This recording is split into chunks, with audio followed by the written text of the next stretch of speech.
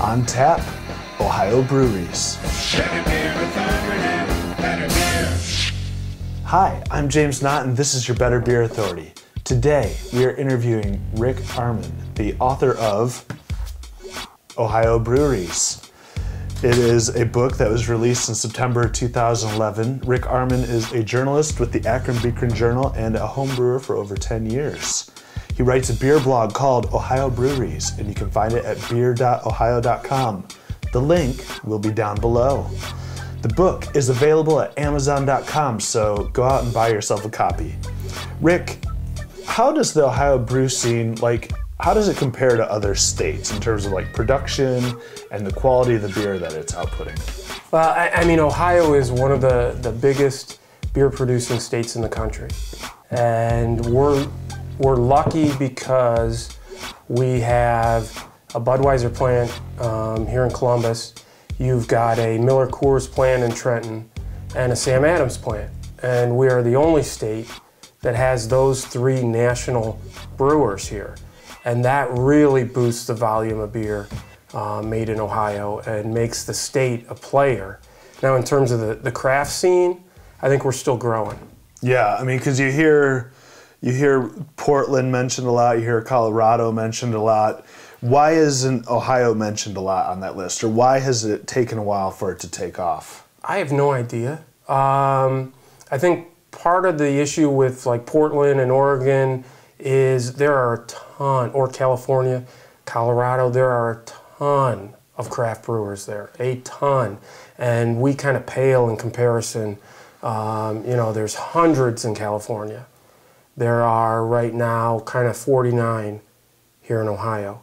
And that number, fortunately, is growing, but really we're not anywhere near some of those other states. In your book, you had mentioned, I forget the exact numbers, but maybe there had been 11 new breweries since you had started writing the book. Oh, yeah, I mean... But 5 of them had closed down. Why is it such a volatile... I mean, it is a crazy industry in terms of if you're making a bad beer, you're not going to survive. If part of the problem, too, is in this industry, and I've been covering it since the late 90s, you can have a restaurant that, if the restaurant fails and it's a brew pub, you drag the brewing down. The beer won't necessarily save the restaurant side. So, I mean, there's all sorts of reasons why, some places would go under, and the cream really does rise to the top.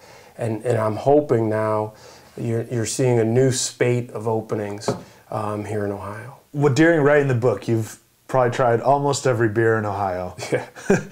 What was the best beer? If someone comes to Ohio, which beer or 2 beers should they seek out?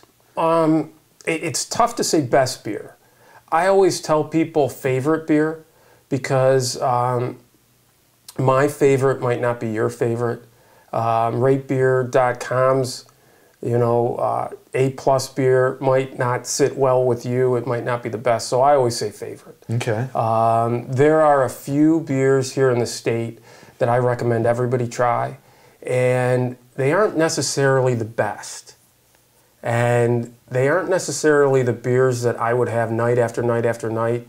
They're beers that are really unusual, and I gravitate toward things that are different, things that are unusual. And I can name a couple of them.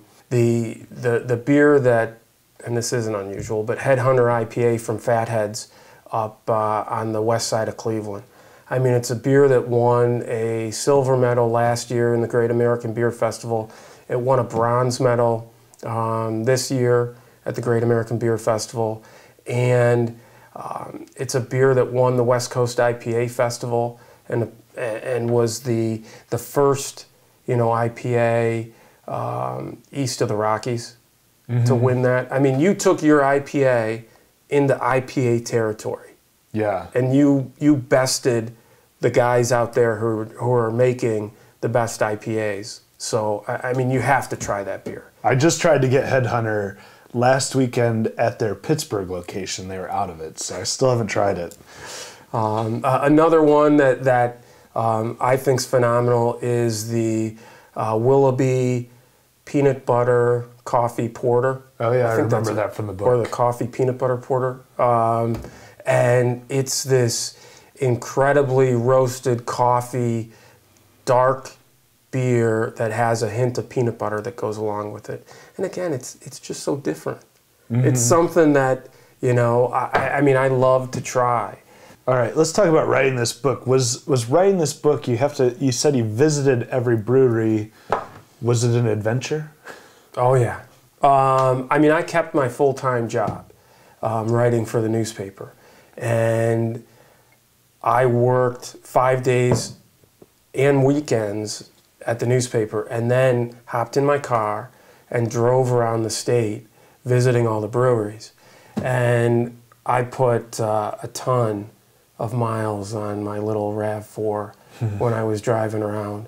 It was an incredible adventure, getting a chance to like meet you know, incredible brewers here that really are underappreciated in a lot of ways, and really deserve some more notoriety here in the state. Which brewery surprised you the most? Jackie O's down in Athens. And I don't want this to sound insulting, but it's the brewery side of the brew pub is what I describe as a college crap hole. And they also have a really nice side, restaurant side, much more nice looking. And then there's the side where the music's played, the place that looks like there have been like years of Miller Lite spilled on the floor. I went to school in Athens, so I know it well. Oh, you know exactly that place, okay.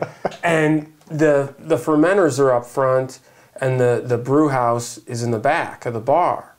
And I remember walking in and you know, seeing the condition of the place and looking for kind of piping that went and brought the beer from the back to the fermenters, and I couldn't find anything. I couldn't see anything. So I asked him how he got it, transferred it, and there's basically a fire hose that he schleps across the floor to move the liquid. And I remember hearing that and looking around and thinking, rolling my eyes, oh my gosh, what is this beer going to taste like? And the beer there is phenomenal. The brewer there is doing incredible things, and no matter what he handed me, it was great stuff. Well, Jackie O's, Athens, Ohio, check it out. I heard you speak before, and you mentioned Mount Carmel Brewery. What was so special about that one? Mount Carmel is probably my favorite brewery in the state. And there's kind of two reasons. One, I really enjoy the beer that they make. I tend to be a drinker who likes session beers, and everything that they make is solid and something that I'd have in my fridge all the time. And then part of it's the charm of the brewery itself. Mike and Kathleen Dewey started the brewery in the basement of a farmhouse they were living in Mount Carmel outside of Cincinnati. And it's this white farmhouse that here they are living, Mike's brewing in the basement, and they're growing and growing and growing. And Mike was brewing so often that he wasn't getting a chance to see his kids. So they built a larger brew house onto the back of the farmhouse. And when they did that, they put a large picture window in their kitchen, and they joked that it was so that the kids could watch their dad brew and the dad could see their kids. And I love that story. I mean, and again, that's part of the reason that I like that brewery. And some people have said, you know what, that's not a great story, that's child neglect. But I think it's a great story. I mean, it's something that I would do, but I think that's just a terrific story. And again, really oddity to see it in a residential neighborhood. So for someone who is thinking about opening a brewery, would you have any advice, or did you pick up any tips that you'd pass along to someone? Wow, it's not easy.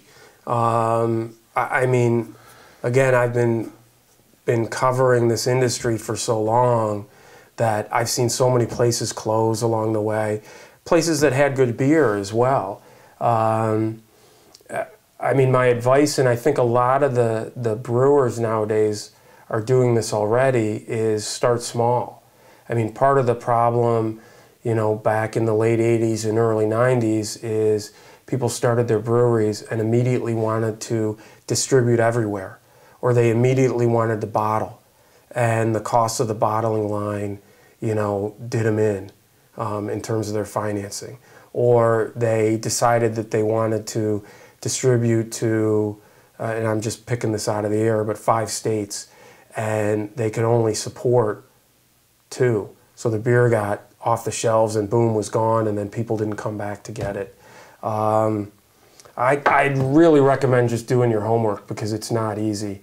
And if you talk to anybody who's started a brewery, I mean, it can be years, you know, from when you want to start to actually opening. So you really got to have your financing in a row there.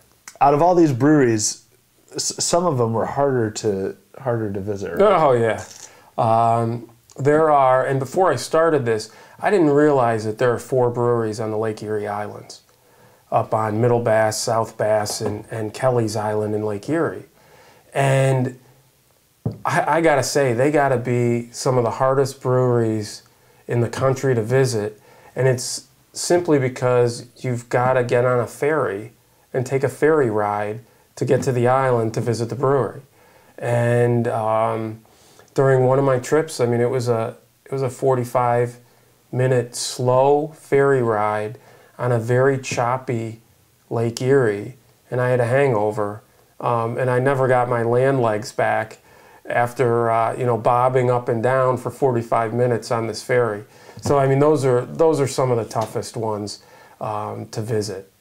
All right, Rick, thanks for coming. Oh, sure. Man. Thanks very much. It was a pleasure. Don't forget to go to Amazon.com and buy Rick's book, Ohio Breweries. I read it. It's a great read, especially if you're going to be in Ohio or you're traveling around Ohio, or if you just like to read about the history of different breweries. Some great stories in here. I'm James Knott. This is your Better Beer Authority. Thanks for watching. Better Beer Authority. Better Beer Authority.